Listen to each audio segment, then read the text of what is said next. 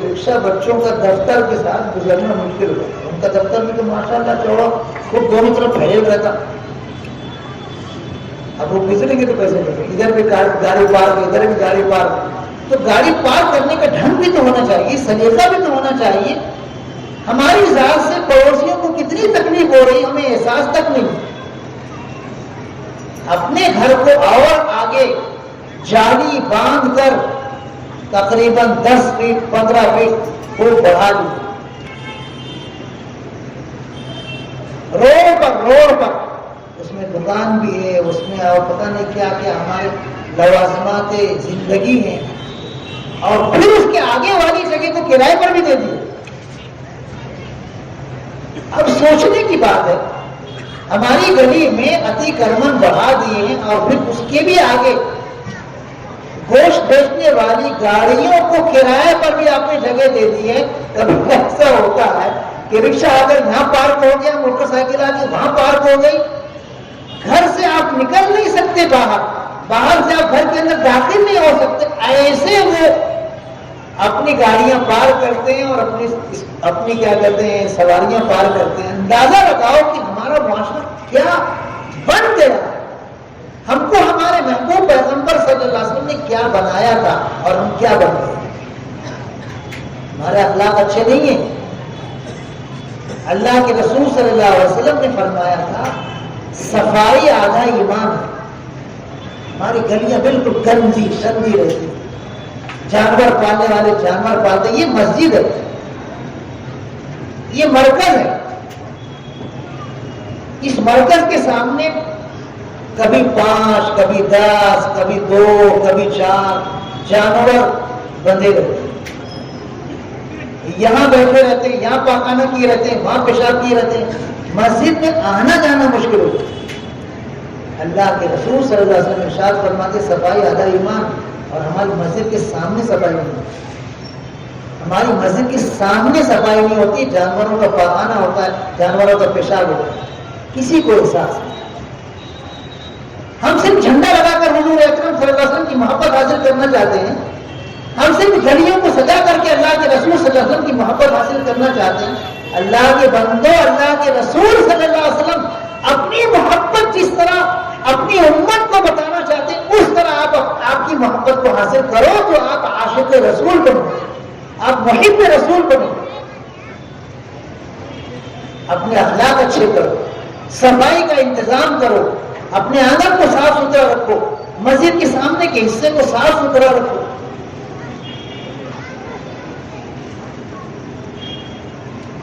حضور اکرم صلی اللہ علیہ وسلم نے ارشاد فرمائی، یہ حدیث بھی میں نے آپ کے سامنے پڑھی ہے، المسلم اخو المسلم او کما قال علیہ الصلوۃ والسلام.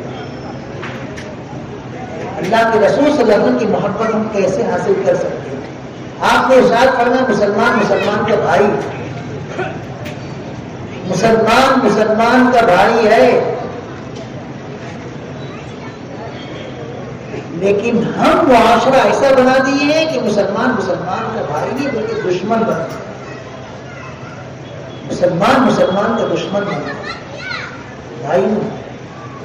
اللہ کے رسول صلی اللہ علیہ وسلم نے حجۃ الوداع کے موقع پر جو آخری خطبہ دیا تھا، الوداعی خطبہ دیا تھا، جس میں آپ نے اللہ کے گواہ بنا کر کہا تھا اللہ گواہ رہیے کہ میں نے آپ کا دین آپ کے بندوں تک پہنچا دیا.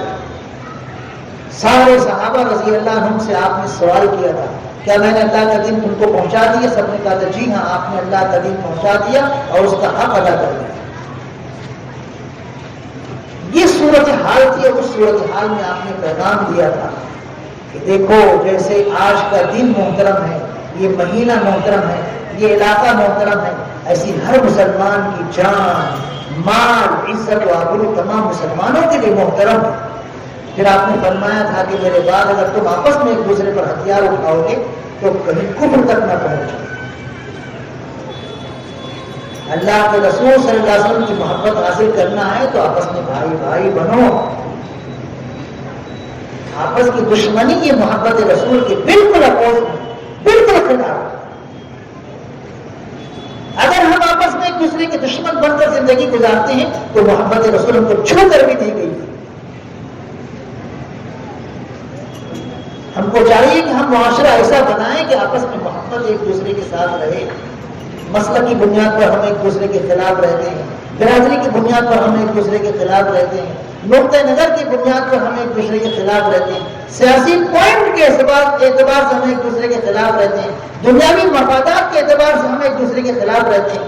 ہماری کون سی اسکول ایسی ہے بتاؤ, ہماری کون سی ایسی عصری دانشگاہ ہے بتاؤ جہاں آپس کے جھگڑے نہیں, کیس کباڑے نہیں ہیں؟ ذرا مجھے بتاؤ. شہر میں کتنی اسکولیں ہیں, کتنی دانشگاہیں ہیں جو اپنے اپنی طور پر ماشاءاللہ کام کر رہے ہیں. ان اسکولوں سے کتنے گریجویٹ پیدا ہوئے, کتنے ڈاکٹرز پیدا ہوئے, کتنے انجینئرز پیدا ہوئے, کتنے سائنسداں پیدا ہوئے, کتنے ٹیکنالوجی کے میدان میں ماہرین پیدا ہوئے. اسکولوں کے ذریعے دنیاوی علوم ہمارے بچوں کو ملتا رہا, مل رہا ہے, آئندہ بھی انشاءاللہ ملے گا. لیکن ان اسکولوں کو ہم نے لڑائی جھگڑے کا اکھاڑا بنا.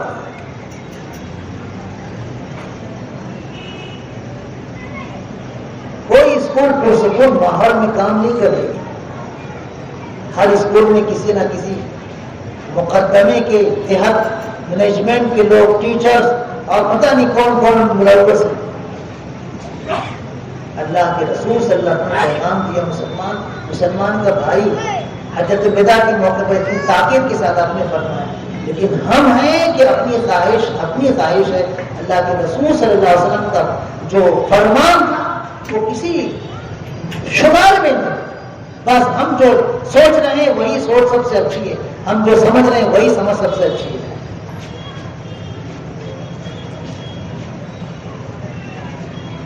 ہماری اسکولوں کے علاوہ ہمارے مدرسوں میں جھگڑے ہیں, ہماری مسجدوں میں جھگڑے ہیں, ہمارے مکاتب میں جھگڑے ہیں. اگر ہمارے مکاتب, ہمارے مدارس محفوظ ہوتے ہمارے جھگڑوں سے تو کم از کم کچھ تو سکون مل جاتا, کچھ تو قرار آ جاتا دل کو. لیکن وہاں بھی جگہ اتحاد اتفاق جیسے عنقا ہو, مسلم معاشرے کے جیسے مقدر توڑ گیا.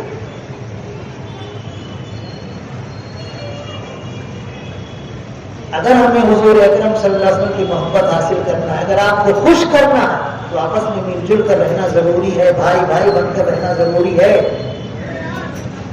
پوری مسلمانوں کی تعریف اٹھا کر کے جب بھی ہم لڑے ہیں, جب بھی ہم آپس میں ایک دوسرے کے مد مقابل آئے ہیں, اللہ کی ناراضگی کے مظاہر ہمارے سامنے آئے, اللہ کے غضب کے مشاہد ہمارے سامنے آئے. اور جب بھی ہم مل جل کر ایک دوسرے کے قریب شانہ بشانہ ایک دوسرے کے ساتھ رہنا شروع کیے, اللہ کی رحمتیں ہمارے سامنے آئی. پوری مسلمانوں کی تعریف اٹھا کر دیکھیے, تجزیہ آپ کو ملے, چاہے صحابہ کرام رضی اللہ عنہم کا دور ہو, چاہے تابعین تبع تابعین رحمۃ اللہ علیہم کا دور ہو, یا اس کے بعد سے آج تک کے ادوار ہوں. جب بھی ہم جھگڑے ہیں, لڑائی کیے ہیں, اللہ کی ناراضگی کا مظہر ہی سامنے آیا ہے. اور جب ہم مل کر بھائی بھائی بن کر ایک ہوئے ہیں, اللہ کی رحمت ہمارے سامنے آئی. اس وقت ملک کے حالات کیسے ہیں مجھ سے زیادہ آپ اچھی طرح جانتے ہیں. ان حالات میں ہم کو آپس میں ایک دوسرے کا بڑی خواہ ہونا, ہمدرد ہونا, ایک دوسرے کا خیر خواہ ہونا بہت ضروری ہے. ایک صحابی ہیں حضرت جریر رضی اللہ تعالی عنہ, جو رئیس تھے, نواب تھے. جب وہ ایمان قبول کیے تو حضور اکرم صلی اللہ علیہ وسلم نے ان کو بیعت کرتے وقت نماز قائم کرنے, زکات ادا کرنے کی تلقین تو فرمائی ہی, اسی کے ساتھ یہ بھی آپ نے شرط لگائی کہ جریر تم ایمان لا رہے ہو, میرے ہاتھ پر بیعت کر رہے ہو, تم اس بات پر بھی بیعت کرو, یہ شرط بھی قبول کرو, ہر ایمان والے کے لیے تم خیر خواہی کرو گے, بدخواہی نہیں کرو گے, خیر خواہی کرو گے, اس کا بھلا سوچو گے, اس کا بھلا کرو گے, اس کا برا نہیں کرو گے. تو حضرت جریر رضی اللہ تعالیٰ فرمایا کہ اللہ کے رسول میں وعدہ کرتا ہوں, آپ کی دست پرست پر میں اس بات کا عہد کرتا ہوں کہ میں ہر مسلمان کے لیے خیر خواہ رہوں گا. اللہ کے رسول صلی اللہ علیہ وسلم بیان کرتے وقت اس بات کی تلقین فرما رہے ہیں کہ مسلمانوں کے خیر خواہ بنو. آپ نے تو دین کا تعارف بھی فرمایا، دین و نصیحہ. آپ نے دین کا تعارف فرمایا ہے کہ دین کسے کہتے ہیں. آپ نے فرمایا الدین و النصیحہ. دین نام ہے خیر خواہی کرنے کا. اللہ کے ساتھ خیر خواہی کرو، اللہ کے رسول صلی اللہ علیہ وسلم کے ساتھ خیر خواہی کرو، اللہ کی کتاب قرآن کریم کے ساتھ خیر خواہی کرو، اور عام مسلمانوں کے ساتھ خیر خواہی کرو. اس کا نام ہے دین. ہم کسی مسلمان کا برا چاہتے ہیں، برا کرتے ہیں، یہ دین نہیں ہے، چاہے ہم تہجد گزار ہی کیوں. ہم قرآن کریم کی خیر خواہی نہیں کرتے، اس کے احکام پر عمل نہیں کرتے ہیں، تو کتنے بھی اچھے قاری ہو، کتنے بھی اچھے عالم ہو، ہم دیندار نہیں ہیں. اللہ کی کتاب کی خیر خواہی یہ ہے کہ ہم قرآن کریم کے احکام پر عمل کریں، اس کے مطابق زندگی گزاریں. اللہ کے رسول صلی اللہ علیہ وسلم کے ساتھ خیر خواہی یہ ہے کہ ہم حقیقی محبت آپ سے کریں، حقیقی اطاعت آپ کی کریں. قرآن کریم کے میں نے آیت پڑھی ہے، اللہ پاک اپنے محبوب پیغمبر صلی اللہ علیہ وسلم کو حکم دیتا ہے، قل اے محمد صلی اللہ علیہ وسلم آپ کہہ دیجیے ان کنتم تحبون اللہ فاتبعونی. اگر تم اللہ سے محبت رکھتے ہو تو پہلے میری پیروی کرو، میری اطاعت کرو. یحببکم اللہ، تب اللہ تم سے محبت کرے گا. اس آیت مبارکہ میں اللہ پاک حکم دے رہا ہے حضور اکرم صلی اللہ علیہ وسلم کو کہ یہ بات اپنی امت کو پہنچا دیجیے کہ اگر اللہ کی محبت چاہتے ہو تو حضور اکرم صلی اللہ علیہ وسلم کی پیروی کرو، آپ کے نقش قدم پر چلو، آپ کی اطاعت کرو، تب اللہ کی محبت تمہیں ملے گی. کتنے ایسے ہمارے بھائی ہیں جو اللہ کی محبت حاصل کرنا چاہتے ہیں مجاہدوں کے ذریعے، ریاضتوں کے ذریعے، ذکر کے ذریعے، حلقوں کے ذریعے، لیکن اتباع رسول ان کے اندر کمزور ہے تو اللہ کی محبت بھی کمزور ہے. اتباع رسول پاورفل ہونا چاہیے. اللہ کے رسول صلی اللہ علیہ وسلم نے کیا حکم دیا ہے وہ ہماری زندگی میں روشن ہے. کس چیز سے منع فرمائے ہماری زندگی میں بالکل وہ چیز نہ رہے. یہ اتباع رسول، یہ اطاعت رسول، یہ اللہ کے رسول صلی اللہ علیہ وسلم کو ہم سے قریب کرے گا اور آپ کو خوش کرے گا. ہم اس کی پیروی کریں، اس کی اطاعت کریں جو اللہ کے رسول صلی اللہ علیہ وسلم کو اللہ نے قرآن میں حکم دے کر فرمایا، اپنے منمانی طریقوں کی نہیں. حضور اکرم صلی اللہ علیہ وسلم نے سورہ کوثر جب نازل ہوئی، قرآن کریم کی سب سے چھوٹی سورہ کوثر، اللہ نے امتنان کے طور پر، احسان جتلانے کے طور پر ارشاد فرمایا ہے محمد صلی اللہ علیہ وسلم بے شک ہم نے آپ کو کوثر دے دیا. کوثر یعنی بہت زیادہ خیر والی چیز.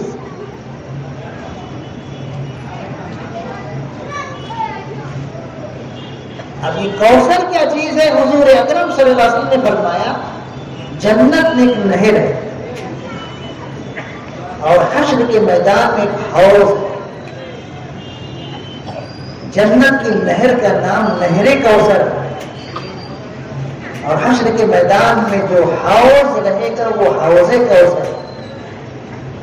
اللہ نے مجھے حوض کوثر عطا فرمائے ہیں، جو نہر کوثر سے پانی ڈالا جائے گا حوض کوثر میں، اور میں اپنے ہاتھوں سے اس حوض کوثر کا پانی اپنی امت کو پلاؤں. یہ حوض کوثر کا پانی برف سے زیادہ ٹھنڈا، دودھ سے زیادہ سفید اور شہد سے زیادہ میٹھا ہے. یہ اللہ کے رسول صلی اللہ علیہ وسلم نے خود ارشاد فرمایا. یہ حوض کوثر کا پانی برف سے زیادہ ٹھنڈا، دودھ سے زیادہ سفید اور شہد سے زیادہ میٹھا ہے. آپ فرماتے ہیں جو میرے ہاتھ سے یہ حوض کوثر کا جام پی لے گا حشر کے میدان کی جو تپش ہوگی، گرمی ہوگی، اس گرمی میں اس کو پیاس نہیں لگے، محفوظ رہے گا، پرسکون رہے گا۔ تو صحابہ کرام رضی اللہ عنہ نے پوچھا، اللہ کے رسول آپ اپنے دست مبارک سے اپنی امت کو دیں گے تو دوسری امت کے لوگ بھی تو لائن لگا کر کھڑے ہو جائیں گے، وہ بھی لینے کے لیے آ جائیں گے۔ کہا نہیں، میں صرف اپنی امت کو دوں گا، دوسری امتوں کے لیے ان کے پیغمبر ذمہ دار ہیں، میں اپنی امت کو حوض کوثر سے دوں گا۔ تو کیسے پہچانیں گے آپ اپنی امت کو؟ وہ تو حشر کا میدان ہے، ساری امتیں وہاں موجود ہوں گی۔ تو حضور اکرم صلی اللہ علیہ وسلم نے ارشاد فرمایا کہ میں آسانی سے اپنی امت کو پہچان لوں گا، اور وہ پہچان یہ ہوگی کہ اس وقت دنیا میں جب میری امت نماز پڑھنے کے لیے وضو کرتے ہیں تو جو اعضاء وضو کے پانی سے گیلے ہوتے ہیں وہ اس دن چمک رہے ہوتے، چہرہ چمک رہا ہوگا، ہاتھ چمک رہے ہوگا، پیر چمک رہے ہوگا۔ اسی چمک والی حدیث کو سامنے رکھ کر حضرت ابو ہریرہ رضی اللہ عنہ بغل تک ہاتھ دھوتے تاکہ میرا ہاتھ سب سے زیادہ چمکے، اور یہ گھٹنے تک پاؤں دھوتے تاکہ میرا پاؤں سب سے زیادہ چمکے۔ تو کسی نے پوچھا، اے ابو ہریرہ ایسا وضو تو صاحب حضور اکرم صلی اللہ علیہ وسلم سے ہم نے دیکھا نہیں، یہ کون سا وضو ہے؟ کہا ٹھیک ہے آپ نے دیکھا نہیں، لیکن حضور اکرم صلی اللہ علیہ وسلم نے جو آخرت میں حوض کوثر دینے کی بات ارشاد فرمائی، اس میں آپ نے ارشاد فرمایا کہ میری امت جب وضو کرتی ہے تو وضو کے وقت جو اعضاء گیلے ہوتے ہیں وہ اس دن چمک رہے ہوں گے، تو میں چاہتا ہوں کہ میری چمک سب سے زیادہ ہے۔ یہ ان کا اپنا ایک الگ طریقہ تھا، اسی لیے چھپ کر وضو کرتے تھے، سب کے سامنے نہیں کرتے تھے، کبھی کسی نے اتفاق سے دیکھ لیا تو دیکھ لیا۔ اب یہاں بھی ایک پوائنٹ میں آپ کو بتانا چاہتا ہوں، ہمارے علماء کرام بھی یہاں تشریف فرما ہے۔ حضرت ابو ہریرہ رضی اللہ عنہ کا یہ ایک نرالا عمل تھا جو عام صحابہ کرام رضی اللہ عنہ سے ہٹ کرتا، جو حضور اکرم صلی اللہ علیہ وسلم کے عمل سے بھی ہٹ کرتا، صرف ان کا اپنا اجتہاد تھا، ان کا اپنا استنباط تھا۔ تو اس چیز کو جب صحابہ کرام رضی اللہ عنہ نے سنا کہ حضور اکرم صلی اللہ علیہ وسلم نے وضو کے اعضاء گیلے جو ہوں گے وہ چمک رہے ہوں گے، اس حدیث کو سامنے رکھ کر یہ اپنی چمک بڑھا کر ایسے انداز سے وضو کر رہے ہیں، تو وہ سب خاموش ہو گئے، ان کے خلاف کوئی محاذ قائم نہیں کیے۔ اگر ہم ان کو فوراً وائرل کر دیتے، ابو ہریرہ کا وضو عالمی پیمانے پر یوٹیوب پہ دے دیتے۔ صحابہ کرام رضی اللہ عنہ کیسے آپس میں ایک دوسرے کے بھائی تھے، کیسے ایک دوسرے کے خیر خواہ تھے، آپ اس کو محسوس کیجیے۔ صرف ایک مثال دے دوں، ایسی مثالیں تو آپ کو 20 یہ مل جائے گی، سینکڑوں مل جائے گی صحابہ کرام رضی اللہ عنہ کی زندگیوں میں، وہ ایک دوسرے کے خیر خواہ تھے، ہمدرد۔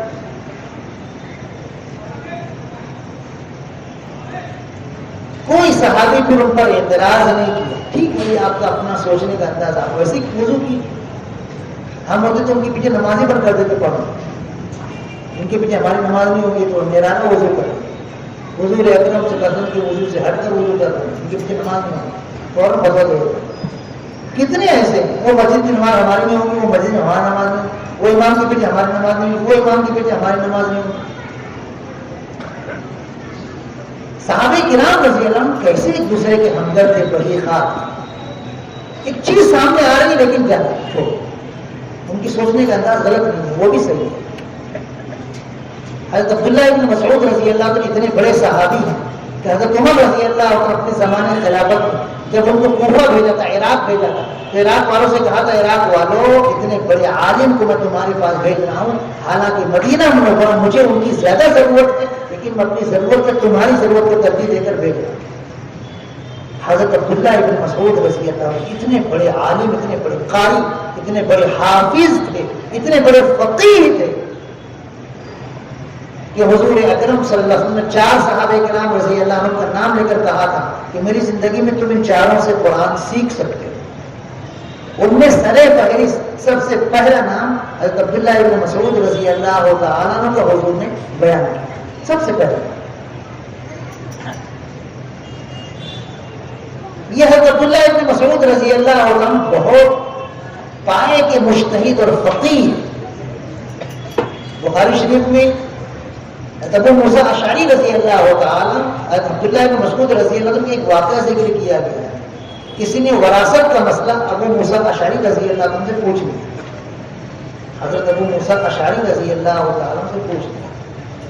انہوں نے جو کی معلومات اس کے حساب سے بتا دیا مسئلہ، اور یہ بھی کہہ دیا کہ جاؤ عبداللہ بن مسعود سے پوچھ لو، وہ بھی ایسی جواب دے جو میں بول رہا ہوں ایسی وہ بھی بولے گا. وہ فوراً کے ان کے پاس پوچھے، اور یہ بھی کہا کہ ابو موسیٰ اشعری رضی اللہ عنہ نے یہ کہا ہے کہ جو میں نے جواب دیا وہی جواب وہ بھی دے. عبداللہ بن مسعود رضی اللہ عنہ کہنے لگے کہ یہ جواب تو غلط ہے، اگر وہ جواب دوں گا تو غلط جواب ہوگا. نہیں، وہ جواب نہیں، پھر صحیح جواب عبداللہ بن مسعود رضی اللہ عنہ مسئلے کا بیان کیا، وراثت کے مسئلے.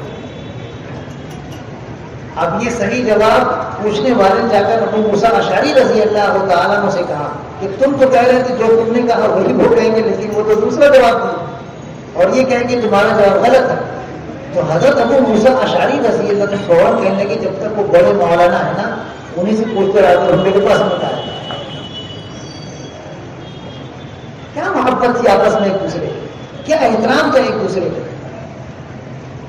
کوئی ان کے خلاف دل میں میل نہیں آیا کہ میں نے جو بات کہی تھی اس نے اس کے خلاف کہا، میرے جواب کو اس نے غلط قرار دیا.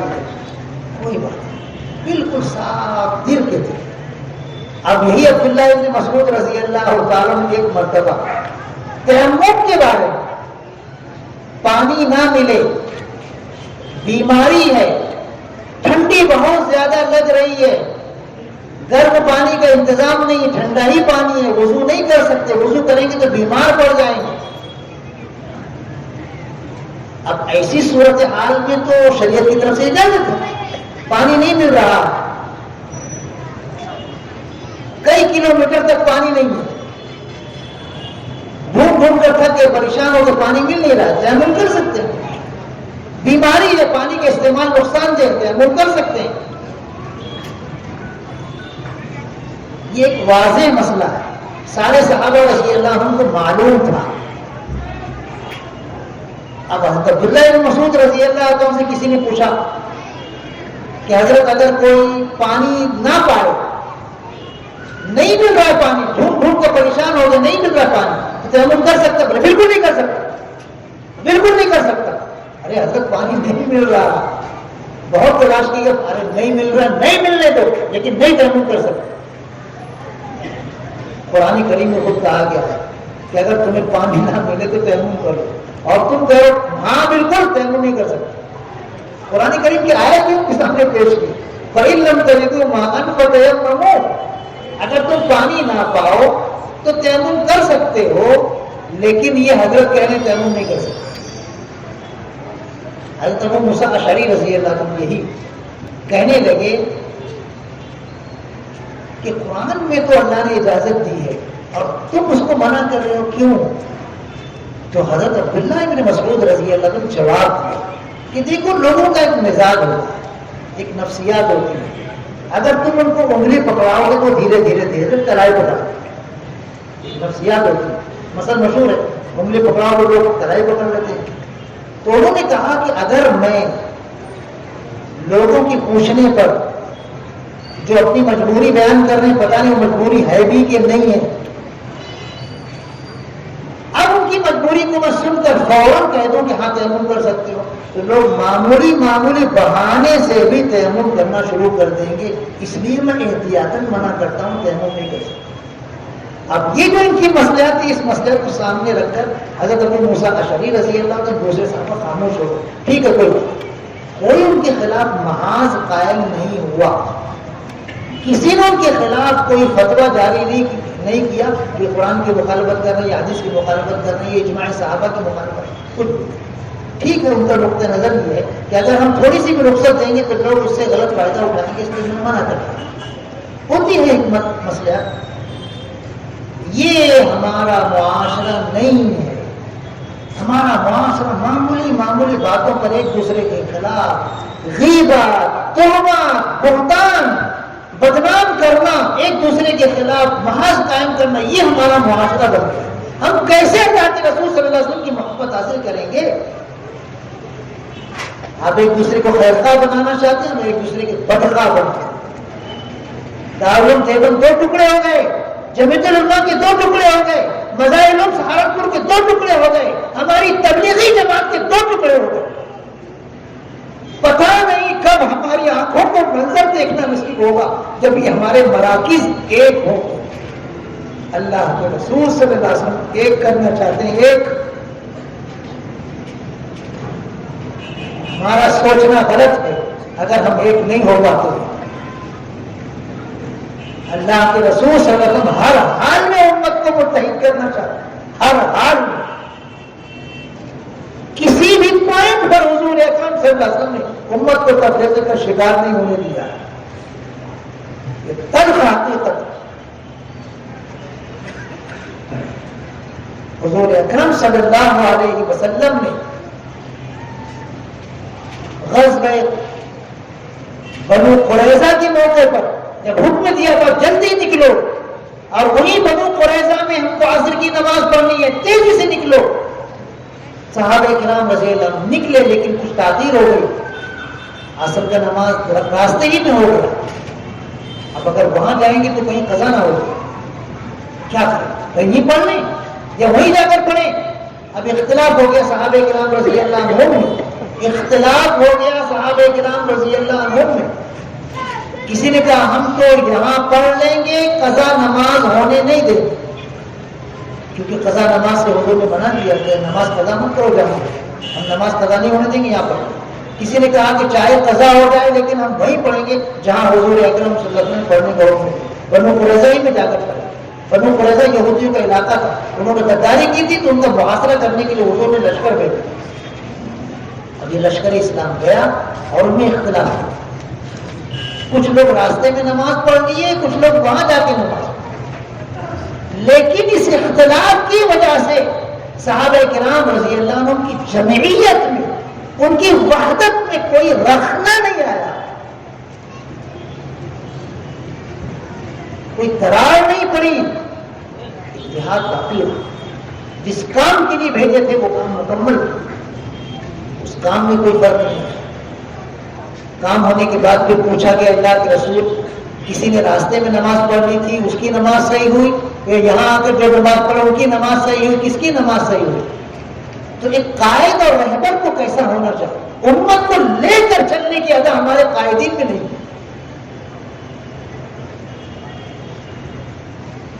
حضور اکرم صلی اللہ علیہ وسلم نے ارشاد فرمایا میرے حکم کے مطابق بنو قریظہ میں جن لوگوں نے نماز پڑھی ان کی نماز بھی صحیح ہے، اور جو یہ سوچ کر رہا صحیح میں نماز پڑھ لیے کہ کہیں قضا نہ ہو جائے ان کی نماز بھی صحیح ہے۔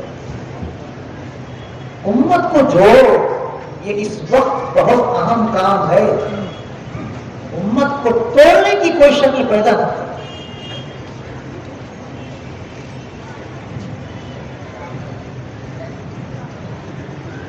ہمارے جو مسلک ہیں، بریلوی مسلک کے مسلمان، اہل حدیث مسلک کے مسلمان، شافعی مسلک کے مسلمان، حنبلی مسلک کے مسلمان، مالکی مسلک کے مسلمان، حنفی مسلک کے مسلمان، جتنے مسلمان ہیں مسلکوں کی، یہ سب ایک امت ہیں، ایک امت ہے۔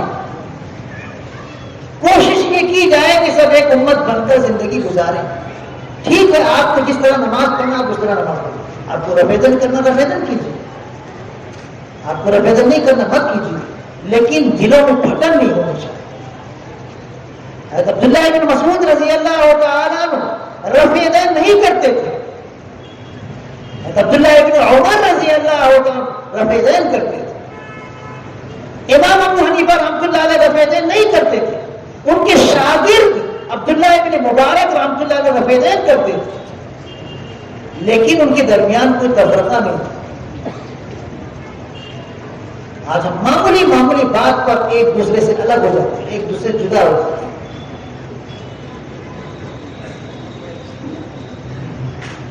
اسی طرح ہم کو چاہیے کہ ہم حالات کو سمجھنے کی کوشش کریں۔